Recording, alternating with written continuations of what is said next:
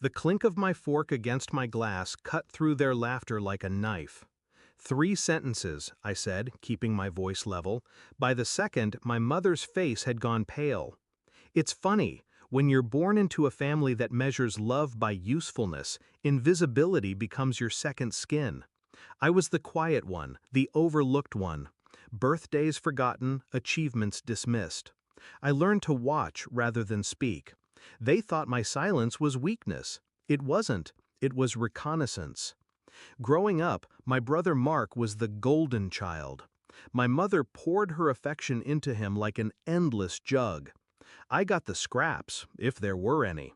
When I graduated top of my class, she said, "You should thank your brother for setting a good example." That was the day I realized no matter what I did, I'd never be more than an accessory in their lives.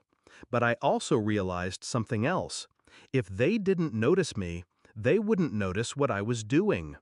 The turning point came 2 years ago, at my father's funeral. I stood off to the side while Mark shook hands with every business contact Dad ever had. My mother stayed glued to her phone, already talking about selling the dead-weight properties. One of Dad's old friends, a man named Reynolds, pulled me aside. "Your father left a few things, sensitive things. You're the only one I trust with them." In that folder was the blueprint for my revenge. Bank records, quiet investments, deeds, and more importantly, the passwords.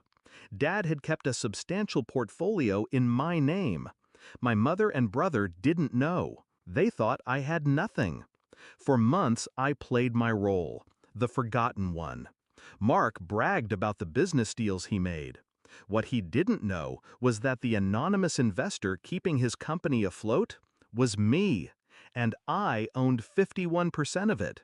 My mother sold off properties for cheap. Every buyer? Shell companies I controlled.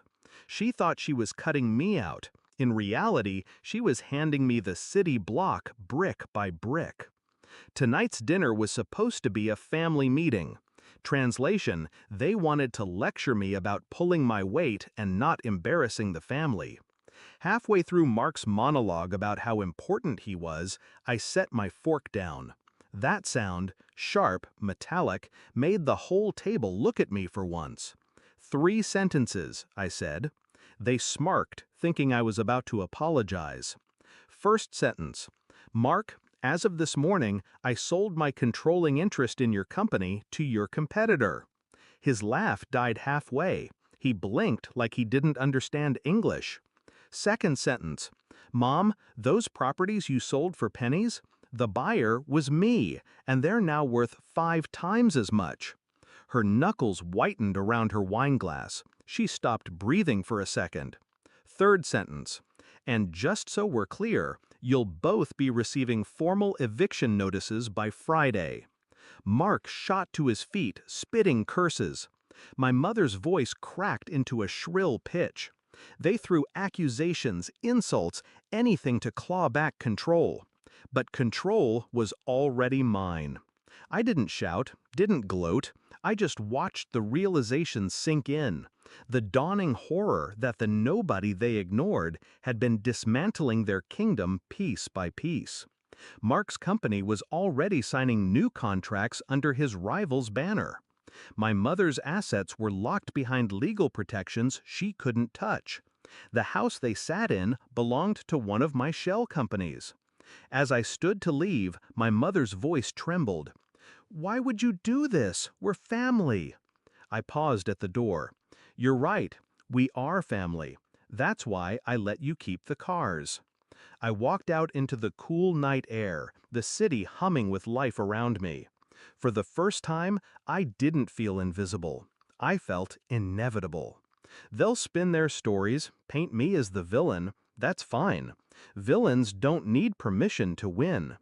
They taught me I didn't matter. Now they live in a world I own. And I'll be honest, being a nobody is the perfect cover to become someone unstoppable.